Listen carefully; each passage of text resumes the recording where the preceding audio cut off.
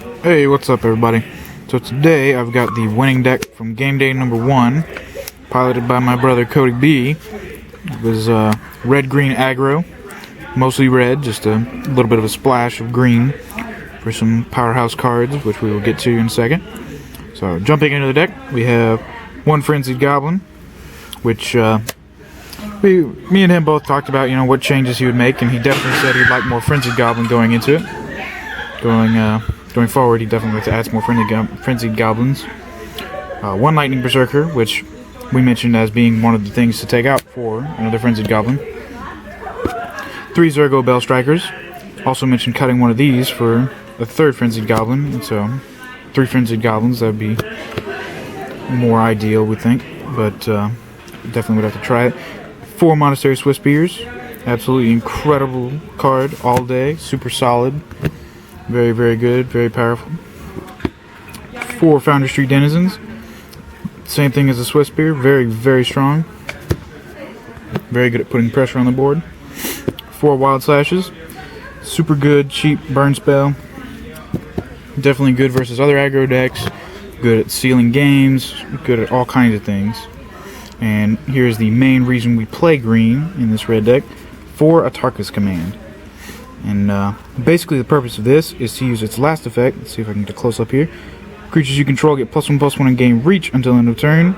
And its second effect, to deal 3 damage to your opponent. So you can not only use it as a burn spell to deal 3 to them directly, you can pump all of your tokens and end up getting in for even more damage. So, and of course you can choose the first effect. Your opponents can't gain life this turn, to make sure that they don't gain any life from spells. So super, super good card at guaranteeing your success throughout the game. Next up we have 4 Dragon Fodders. So that's one of the key things for producing tokens. Super good. It puts 2 dudes on the board, which creates great pressure, and it also triggers your prowess for your Monastery Swiftspear. And it triggers your Foundry Denizen multiple times for multiple creatures coming in. So absolutely great. Definite 4-0. 4 Lightning Strikes. Standard burn spells. Great for sealing up games. 2 Goblin Rabblemasters. We also talked about how he would probably rather have all 4 of the Goblin Rabblemasters in the main deck. In this he was currently playing 2 in the main deck, 2 in the side deck. But definitely try to fit in all 4 into the main deck next time.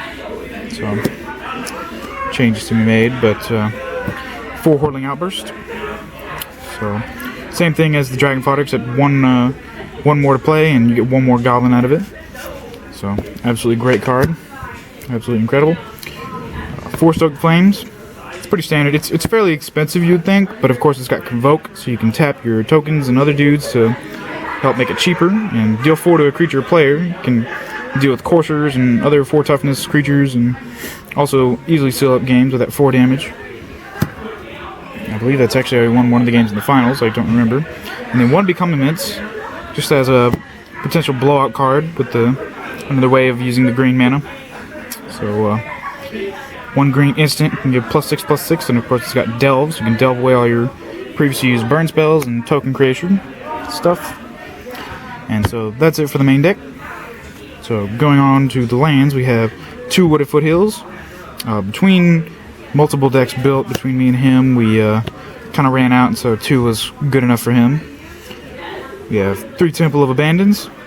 Sadly, we have to play this because they didn't have a red-green pain land or too many other red-green lands that were untapped. So they're still really good. You get to scry and stuff, so it's definitely not terrible.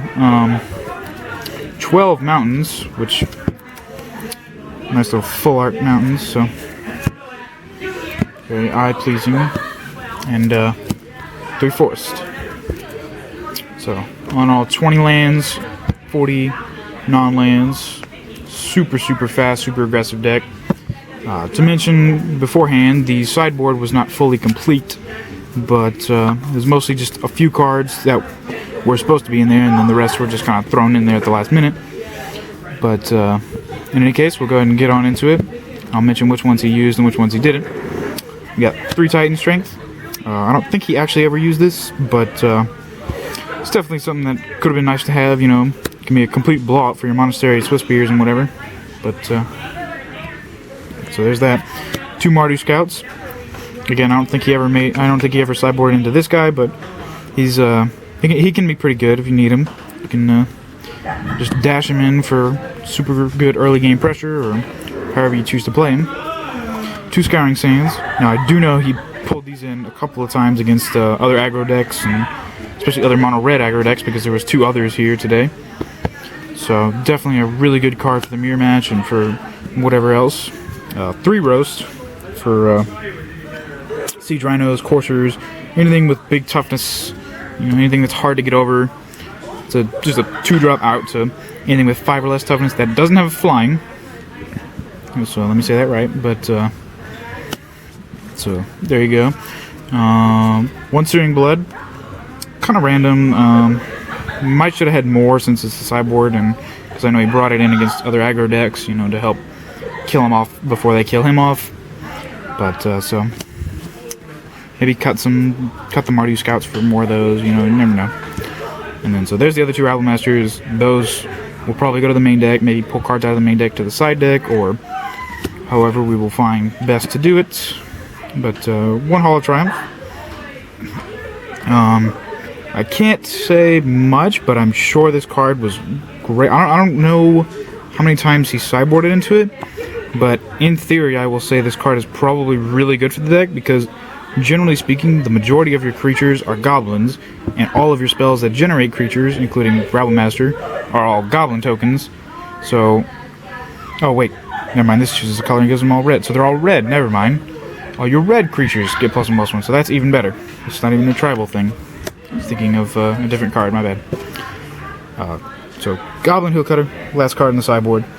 I don't know if he ever brought this dude in, but I don't know, he's still pretty cool to have.